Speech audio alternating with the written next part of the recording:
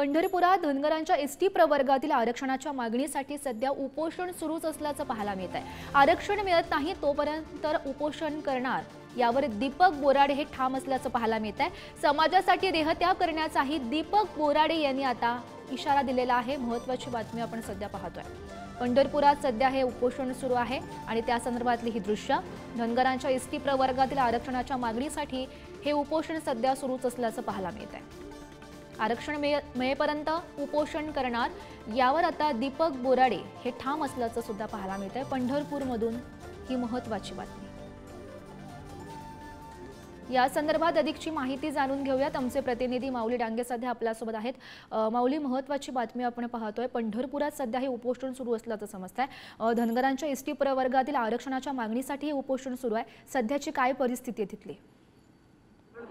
नक्कीच पाहिलं तर आपण एसटी प्रवर्गातून आरक्षण मिळण्यासाठी धनगर समाजाचे गेली 4 दिवसापासून अमरण उपोषण सुरू आहे। आपण बघितलं तर काल रात्री जे बोराडे आहेत उपोषण करते त्यांची तब्येत खालावली।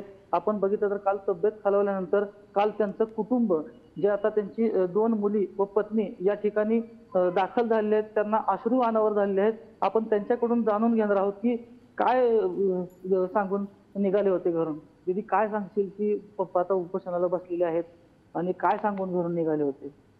घरून निघताना त्यांनी हेच सांगितलं होतं की आता मी उपोषणासाठी जातोय आणि आता घरी येईल तेव्हा एसटी आरक्षणाचं प्रमाणपत्र घेऊन येईल समाजासाठी, नाहीतर नाही येणार। आपल्याबरोबर त्यांच्या पत्नी पण आहेत, त्यांना अश्रू अनावर झालेले आहेत। ताई, काय सांगाल की घरून काय सांगून निघाले होते त्यांनी?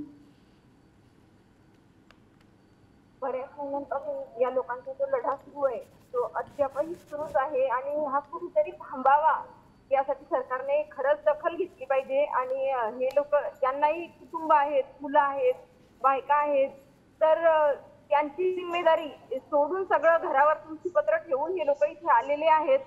तर सरकारने माझी कळकळीची विनंती आहे हात जोडून की यांची दखल घ्यावी। नक्कीच माऊली, सरकार यावर नेमकं कधी लक्ष देतं हे पाहणं महत्त्वाचं ठरणार आहे। धन्यवाद दिलेल्या सविस्तर माहितीसाठी।